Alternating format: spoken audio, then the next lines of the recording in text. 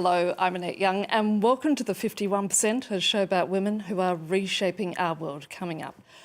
What will Donald Trump's second term in the White House mean for women in America and how abortion rights may not be the only area under attack? Also, with Trump back in the White House, what will it mean for the war in Ukraine? I'll be talking shortly to veteran war correspondent Janine di Giovanni, who's now with the Reckoning Project, which teaches journalists how to collect testimonies that can be used in war crime trials. And human rights activists call on Iranian authorities to release a young student who was arrested after stripping to her underwear in what is said to be a protest against the nation's compulsory hijab laws. But first, and in the run-up to the US election, abortion ranked high in the list of voters' top issues, yet that didn't translate at the polls, as Republicans' Donald Trump, with his long documented history of misogyny, came out victorious. During the campaign, Trump remained somewhat vague on women's rights, but the Project 2025 document published by his ultra-conservative allies outlines particularly radical measures, some of which could take women back to the 1960s, as Camille Knight reports.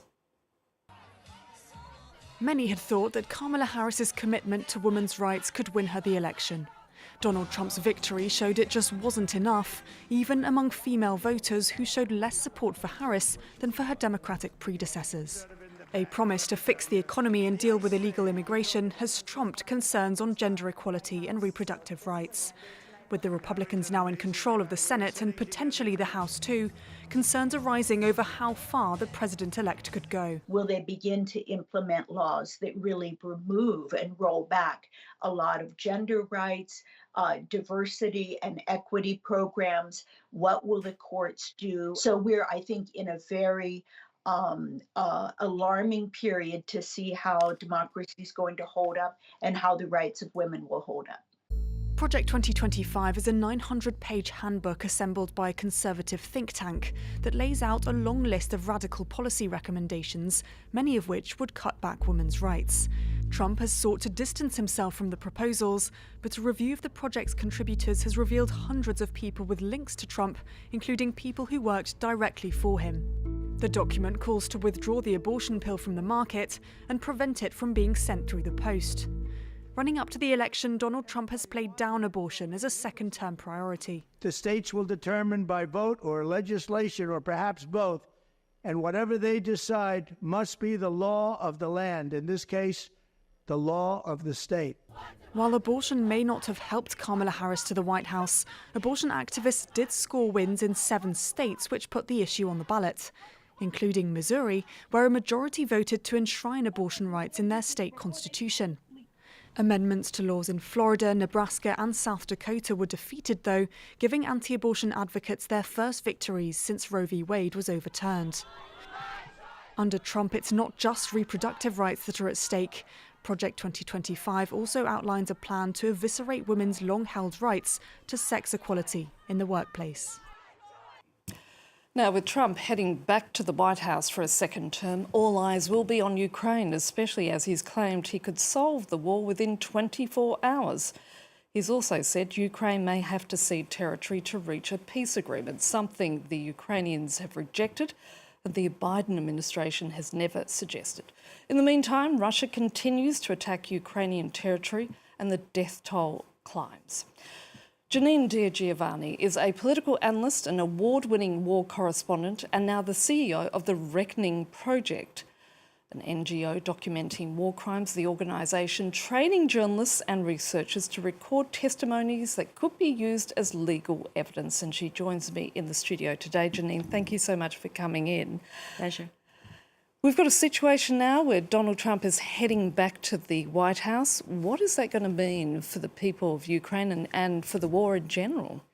We've been anticipating this, although I don't think anyone really could have prepared themselves because there was always a hope against hope that he wouldn't make it.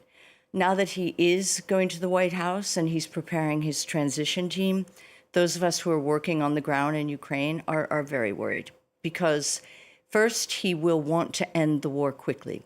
Trump likes when things are done in a very efficient manner, as he would say, whether it's a drone attack on Qasem Soleiman in Iraq, or whether it's ending the war in Afghanistan and leaving the Afghan people to the Taliban.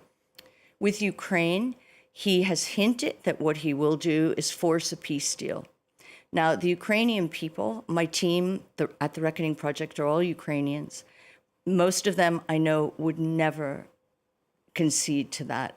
Zelensky has said it's territorial integrity. They want back their land, and that's Crimea and the Donbass. I think that Trump is going to have to really want to make a show of his alliance as well with Putin. This is going to be really important. And of course, then you have Gaza. And what do you think is going to occur there? I think Gaza will suffer more because Trump, while he doesn't like Ukraine because of Zelensky's role in the initial proceedings for his impeachment, he really has absolutely no empathy or compassion for civilians in Gaza. Also, his son-in-law, Jared Kushner, has been very open about his plans to establish a real estate kingdom on the Gaza coast. I've worked in Gaza for 33 years, and it is now undergoing, we can say clearly, an ethnic cleansing. And we know that this was always part of Netanyahu's plan to clear the Gazan people out, bring the settlers back in. But developing real estate on Gaza is just horrific. And this is something Trump, who will pick up the Abraham Accords. One of his transition team is Brian Hook. He'll be leading the transition at the State Department. And he was one of the envoys who was in charge of the Abraham Accords with Trump. Coming back to the Reckoning Project, what was the motivation to establish such an NGO? I started covering war many years ago as a very young woman, and I saw over and over again the perpetrators get away with violent crimes, with atrocities, with ethnic cleansing, with genocide. I went through 18 wars, 3 genocides, and I rarely saw the men and women who committed these crimes go to The Hague. Sometimes they did, but not often. And when the full-scale invasion of Ukraine began in February 2022, I realized there was a gap with all of the thousands of atrocities that were being committed in real time in Ukraine, that to get war crime investigators on the ground from the UN or the ICC takes weeks, sometimes months. But frontline journalists, Ukrainian journalists, were already there. So if we could train them to understand IHL, international humanitarian law, and the laws of war, and teach them how to gather testimonies that would be admissible to court, then we could help the prosecutors. Nearly 3 years on, we've got more than 350 testimonies. We've filed numerous legal submissions to the UN.